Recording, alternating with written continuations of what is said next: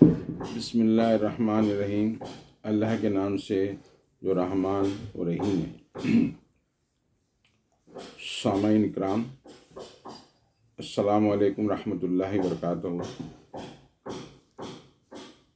داونگیرے کی تنظیم کمیٹی کا جو الیکشن ہونے جا رہا ہے 16 تاریخ کو، اس سلسلے میں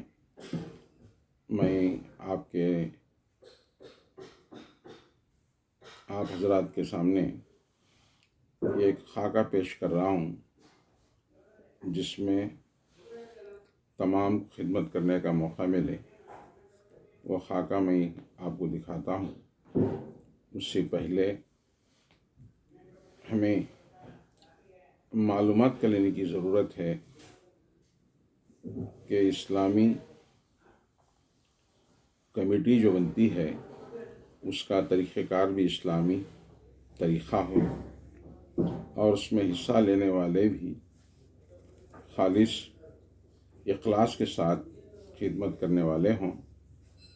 اور یہ اللہ سے دعا کرتے ہوا میں آپ کو کچھ مشورے دینا مناسب سمجھتا ہوں۔ ویسے تو آپ کو معلوم ہے 16,000 سے زیادہ ووٹ دینے والے ہیں، 100 سے زیادہ امیدوار یعنی کینڈیڈیٹس الیکشن کو ووٹ مانگنے کے لیے کھڑے ہیں۔ اس میں منتخب ہونے والے 21 افراد ہیں، اور 21 افراد جو کامیابی حاصل کرنے کے بعد جو افراد کو ناکامی ملتی ہے وہ مایوس ہونا نہیں چاہیے، بلکہ خدمت کرنے کا جو جذبہ لے کر آپ کھڑے تھے اس جذبے کو قائم رکھتے ہوا جو الیکشن میں جسے کامیابی مل جاتی ہے ان کو ہر کار خیر میں ساتھ دیتے ہوا شانہ بشانہ چلنا بہت ضروری ہے۔ آئیے ہم قرآن کی روشنی میں محمد صلی اللہ علیہ وسلم ہماری رہنمائی کس طرح کرتے ہیں اور قرآن ہمیں کیا حکم کرتا ہے، مختصر وقت میں مختصر باتیں آپ کے سامنے رکھنا مناسب سمجھتے ہوا سورہ آل عمران کی آیت میں آپ کے سامنے پڑھ کر سناتا ہوں۔ قُلْ إِن كُنتُمْ تُحِبُّونَ اللَّهَ فَاتَّبِعُونِی۔ اے نبی صلی اللہ علیہ وسلم، لوگوں سے کہہ دو کہ اگر تم حقیقت میں اللہ سے محبت رکھتے ہو تو میری اطاعت پیروی اختیار کرو۔ یحببکم اللہ ویغفر لکم ذنوبکم واللہ غفور رحیم۔ اللہ تم سے محبت کرے گا اور تمہاری خطاؤں سے درگزر فرمائے گا، وہ بڑا معاف کرنے والا اور رحیم ہے۔ اب یہاں دو باتیں ہمارے پیش نظر ہیں۔ ایک تو اللہ کی محبت حاصل کرنا ہے، رسول صلی اللہ علیہ وسلم سے محبت زیادہ کرنا ہے، اور رسول صلی اللہ علیہ وسلم کی محبت تو ویسے تو ہر مسلمان بہت دل سے محبت کرتے ہیں، کرنا بھی چاہیے، لیکن آگے حکم اللہ تعالیٰ کرتا ہے کہ تم میرے پیغمبر سے اگر محبت کرتے ہیں تو میرے پیغمبر کی اطاعت، میرے نبی کی اطاعت کرو۔ اطاعت کے معنی یہ ہیں کہ ان کی سنتوں پر اپنی استطاعت کے مطابق ہمیں دل میں محبت رکھتے ہوا عمل کا ثبوت دینا ہوگا۔ تو ایسی صورت میں ان تمام باتوں کو معلومات کر لینے کے لیے ہمیں سب سے پہلے قرآن کو ترجمے کے ساتھ پڑھنا ہوگا، اس کے ساتھ محمد صلی اللہ علیہ وسلم کی سیرت مبارکہ پڑھنا ہوگا، اس کے بعد صحابہ اور صحابیات کی زندگیوں کو، ان کی سیرتوں کو پڑھنا ہوگا، اس کے ساتھ اولیاء اللہ کے زندگی کے قربانیوں کو بھی ان کو بھی پڑھ کر ہمیں معلومات کر لے کر ہماری زندگیوں میں جاری و ساری کر لینا ہوگا۔ اس کے بعد مسلمانوں میں اتحاد رہنے کے لیے اللہ تعالیٰ پھر آگے حکم کرتا ہے، وَاعْتَصِمُوا بِحَبْلِ اللَّهِ جَمِيعًا وَلَا تَفَرَّقُوا، سب مل کر اللہ کی رسی کو مضبوط پکڑ لو اور تفرقے میں نہ پڑو۔ اب اللہ کی رسی کو مضبوطی سے پکڑنا ہے تو کیا وہ ذریعہ ہے؟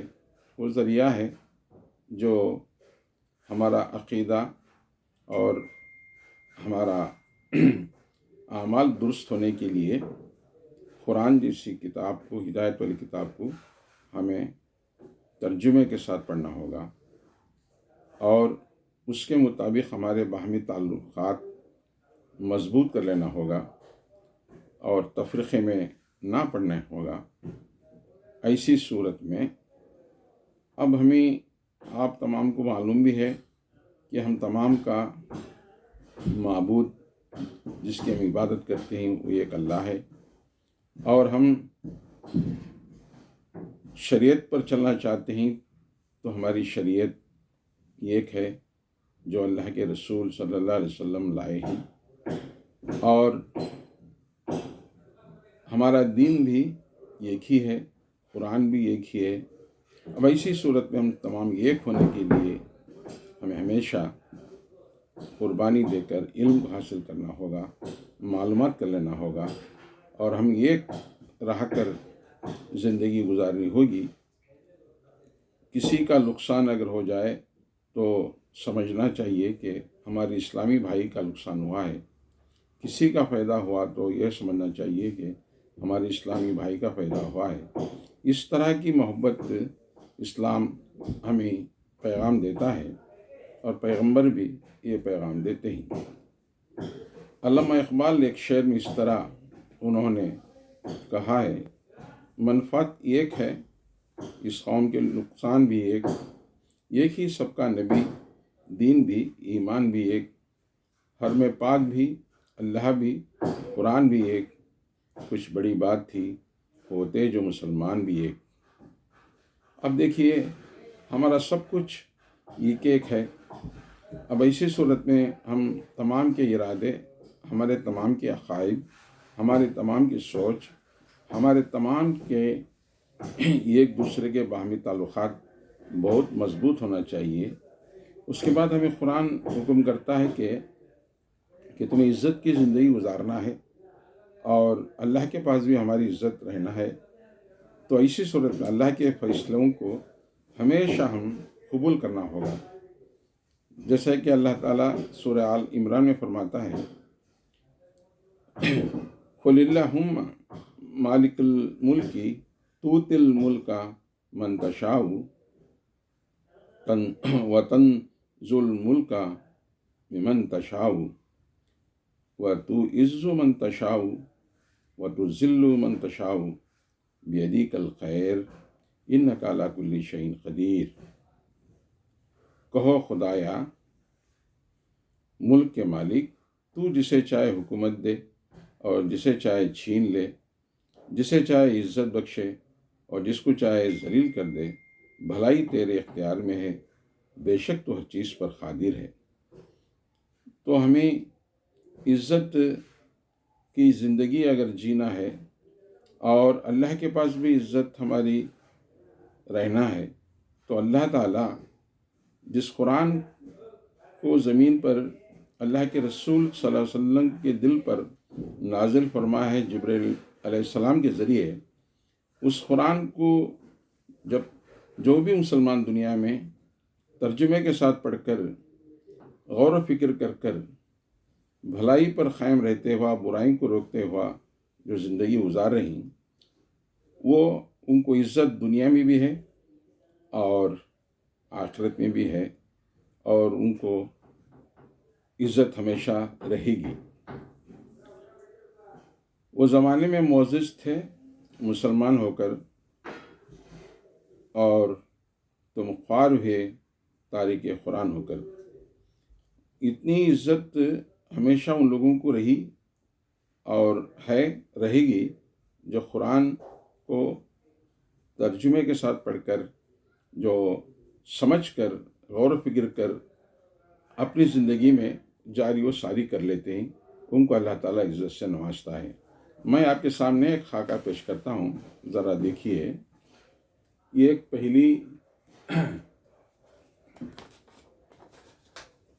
ایک پہلی کمیٹی ہوگی، جماعت ہوگی، وہ علماء کی ہوگی۔ ان کا اتنی بڑی ذمہ داری ہے، ان کی موجودہ حالت میں علماء کی عام ذمہ داری انشاءاللہ مختصر باتیں تفصیل سے آئیں گی۔ اور دوسری کمیٹی بنے گی جن کو اللہ تعالیٰ کنڑا، انگریزی اور عربی، اردو سے، جسے اللہ تعالیٰ علم سے نوازا ہے، جنہوں نے ہندو دھرم کے کتابوں کا مطالعہ کرے ہیں، اس میں ان کو ایک اللہ کی عبادت کے سلسلے میں، محمد صلی اللہ علیہ وسلم کی آمد کے سلسلے میں جو ذکر آیا ہے وہ پڑھ کر ذہن نشین کر لے کر، اور ان کی ایک ایسی بڑی ذمہ داری بنتی ہے کہ وہ یہ علم حاصل کر لے کر مسلم اور غیر مسلم میں مل جل کر رہنے کے لیے وہ ٹی وی ڈیبیٹ میں بھی حصہ لینا ہوگا، اور وہ آپس کے تعلقات مضبوط رکھنے کے لیے امن کمیٹی بھی بنانا ہوگا۔ یہ دوسری کمیٹی کی ذمہ داری ہے۔ علماء کی ذمہ داری میں ایک دو باتیں بولتا ہوں۔ اس کے بعد یہاں جو 21 ممبر جن کا جو منتخب ہوتے ہیں، ان کے 3 کمیٹیاں ہوں گی۔ ایک کمیٹی ایک ذمہ داری اگر نبھائیں گے تو ان کے حصے میں خدمت آئے گی، علماء کے حصے میں مسائل کا حل کرنے کا ان کو موقع فراہم ہوگا، اور ان کو پریس میٹ ہو یا ٹی وی ڈیبیٹ ہو، ان کو موقع فراہم ہوگا، اور تنظیم کمیٹی کو زیادہ سے زیادہ کام کرنے کا موقع فراہم ہوگا۔ یہ مختصر تعارف ہے یہ خاکے کا۔ آئیے اب سب سے پہلے علماء جو ہیں وہ ان کی ذمہ داری بہت بڑی ہے، پہلی بہت بڑی ذمہ داری ہے، اس لیے اللہ تعالیٰ نے ان کو امانت کے طور پر علم دیا ہے۔ اس کا وہ علم کو اگر وہ تقسیم کیے، اگر پہنچائے تو دگنا اجر ان کو ملے گا۔ یہ سکھانے کا، اور سکھے ہوئے افراد جب تک اس پر عمل کرتے رہتے ہیں، وہ علماء کے حصے میں وہ ثواب شامل حل رہے گا۔ وہ ایسا علم ہے ان کے پاس، چاہے وہ سچائی کا ہو، چاہے عدالت کا ہو، یا شجاعت کا ہو، یا کوئی مسائل حل کرنے کا ہو، وہ کتاب اللہ، سنت رسول اللہ کے مطابق وہ فیصلے بھی کریں گے، مسائل کو حل بھی کریں گے۔ یہ اس لیے میں آپ کے سامنے بات کو رکھ رہا ہوں کہ بہت ہمارے خواتین حضرات کبھی کبھی شیطان کے وسوسے میں، یا کوئی ان کو ظلم ہوتا ہے تو وہ پولیس اسٹیشنوں کو جاتے ہیں یا وکلاء کے پاس جاتے ہیں، لیکن یہ مسائل کا حل علماء کے پاس بہت آسان سے ہوتا ہے۔ یہ علماء سے رابطہ اگر رکھیں گے تو یہ آسان سے بھی حل ہوتے ہیں، اور گھروں میں اطمینان بھی رہتا ہے۔ دیکھیں ان کے پاس آج مسائل سب سے بڑے جو ہمارے پیش نظر ہے، ایک نکاح کا مسئلہ ہے، دوسرا طلاق کا مسئلہ ہے، خلا کا مسئلہ ہے، جائیداد کی تقسیم کا مسئلہ ہے، اور وصیت کن حالات میں کرنا، کتنی کرنا، وہ مسئلے ہیں، اور اصلاح کی ضرورت بہت زیادہ ہے۔ ہمیں علماء سے بھرپور فائدہ اٹھا سکتے ہیں، بشرطے کہ ہم ہر محلے کی مسجد سے ہم رابطہ رکھیں، اور ہماری گھریلو زندگی جو ہے کبھی کبھی تضاد پیدا ہو جاتے ہیں، تو علماء کے پاس جا کر، وہاں کے مسجد کی کمیٹی رہتی ہے، ان کو حقیقت بیان کر کر اپنی اصلاح اگر کر لیں تو ہمارے دنیا بھی اچھی ہوتی ہے، آخرت بھی اچھی ہوتی ہے۔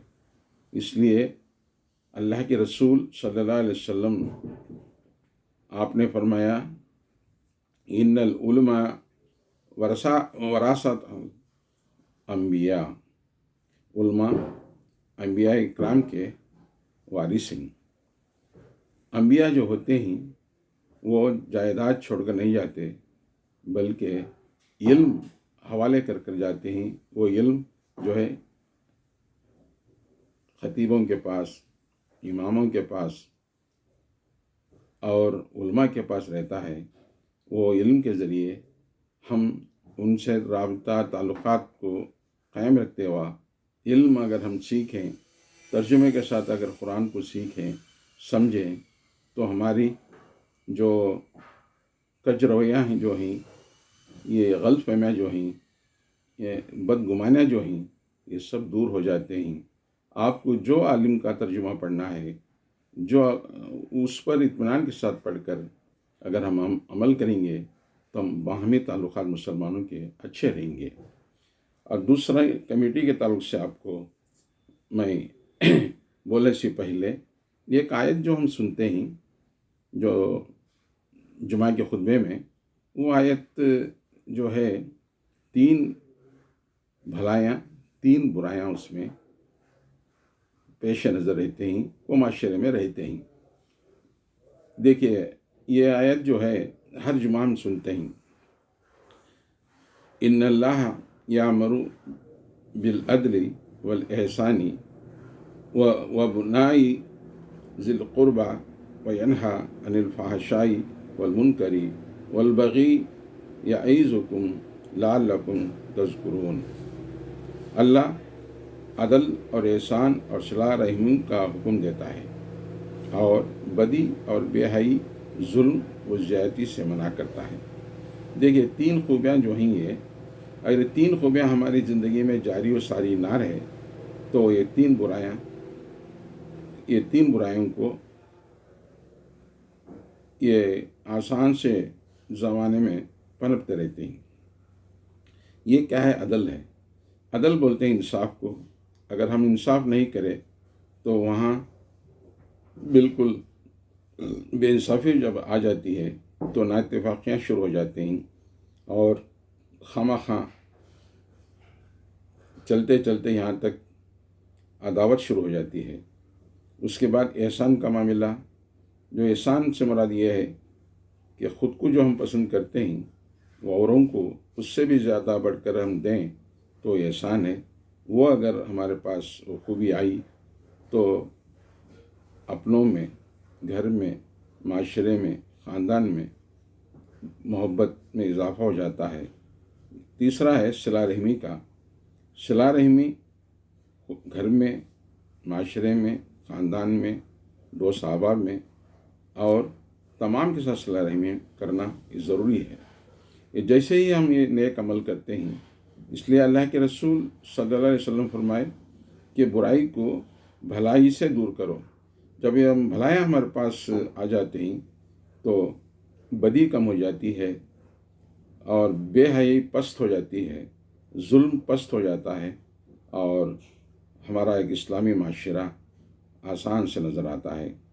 آئیے آگے ہمارے جو دوسری کمیٹی ہے ان کی کتنی بڑی ذمہ داری ہے۔ سورہ شعراء میں اللہ تعالیٰ فرماتا ہے والذین استجابوا ربہم واقاموا الصلاۃ وامرہم شوریٰ بینہم ومما رزقناہم ینفقون۔ جو اپنے رب کا حکم مانتے ہیں، نماز قائم کرتے ہیں، اپنے معاملات آپس کے مشورے سے چلاتے ہیں، ہم نے جو کچھ بھی رزق انہیں دیا ہے اس میں سے خرچ کرتے ہیں۔ دیکھیں 3 باتیں اللہ تعالیٰ آیت میں معلوم کرا رہا ہے۔ یہ سب سے پہلے سمجھنا چاہیے یہ اللہ کا حکم ہے۔ سب سے پہلے کیا ہے؟ اللہ کی عبادت کرنے کے لیے ہم ہمیشہ تیار رہنا چاہیے اور اپنے معاملات جو ہیں، اپنے معاملات کا معاملہ بہت زیادہ قرآن معاملات کے سلسلے میں بحث کیا ہے۔ آپس کے مشورے میں اللہ کی رحمت رہتی ہے اور اللہ تعالیٰ مشورے میں اللہ تعالیٰ کی برکت رہتی ہے اور صلاحیتیں تقسیم کے اللہ تعالیٰ ویسی صورت میں مشورے کر کر جو کام کرتے ہیں اس میں اللہ کی برکت بھی رہتی ہے اور کام کامیاب بھی ہوتا ہے۔ اور رزق سے مراد یہ ہے، یہ رزق جو ہے اللہ تعالیٰ کسی کو زیادہ دیتا ہے، کسی کو کم دیتا ہے۔ رزق صرف کھانے پینے کو نہیں کہتے بلکہ صلاحیتوں کو بھی کہتے ہیں۔ صلاحیتیں سب کو ایک جیسا نہیں، لیکن صلاحیتیں کسی کو کم یا کسی کو زیادہ دے کر آزماتا ہے۔ آپ جانتے ہیں کہ اللہ تعالیٰ نے علم ہو، دولت ہو یا صلاحیتیں ہو، تندرستی ہو، فرصت ہو، یہ بہت ساری نعمتیں اللہ تعالیٰ کسی کو زیادہ کسی کو کم دیا ہے، لیکن ان صلاحیتوں کو، ان تمام نعمتوں کو خدا کی راہ میں اگر صرف ہو جائیں تو اس کا بدلہ دنیا میں بھی ملتا ہے، آخرت میں بے حساب اللہ جتنا چاہتا ہے اور دیتا ہے۔ یہ دوسری کمیٹی کی بڑی ذمہ داری ہے، اس لیے کہ اگر وہ علم جو ہندو دھرم کے کتابوں کا جس میں ذکر ایک اللہ کا اور محمد صلی اللہ علیہ وسلم کا جو ذکر اس میں آیا ہے وید میں، ان کتابوں کا مطالعہ کر کے اور اسلامی کتابوں کا مطالعہ کر کے اگر ٹی وی میں ڈیبیٹ بھی اگر کریں یا پریس میٹ کریں، امن قائم بھی ہوتا اور تعلقات ملی جلی ایک مخلوط کمیٹی بنانا بہتر ہے، جس میں پڑھے لکھے غیر مسلم بھی ہو اور مسلمان بھی ہو۔ اگر دونوں مل کر امن کمیٹی قائم کریں تو کبھی چھوٹا بھی اگر فساد اگر ہونے کا موقع آیا تو فوراً وہ امن قائم کر سکتے ہیں۔ اس لیے کہ دوسری بڑی ذمہ داری ہوتی ہے، اللہ تعالیٰ ان سے خدمت لے۔ اب آئیے 21 افراد کی جو کمیٹی بننے والی ہے، جسے ہم تنظیم کمیٹی کے کینڈیڈیٹس کہتے ہیں، اور ان کی شہر کی سطح پر جو ان کو ایک ہمارے پاس سے غلط فہمی بھی ہم دور کر لینا چاہیے کہ سب سے پہلے ہمیں جو جماعت کی شکل میں جو اللہ تعالیٰ جماعت کی شکل میں جو برکت رکھا ہے اور جماعت کی شکل میں جو کام کیا جاتا ہے اس میں بہت بڑی طاقت رکھا اللہ تعالیٰ۔ وہ ہمیں اگر غور کریں تو بات آسان سمجھ میں آتی ہے۔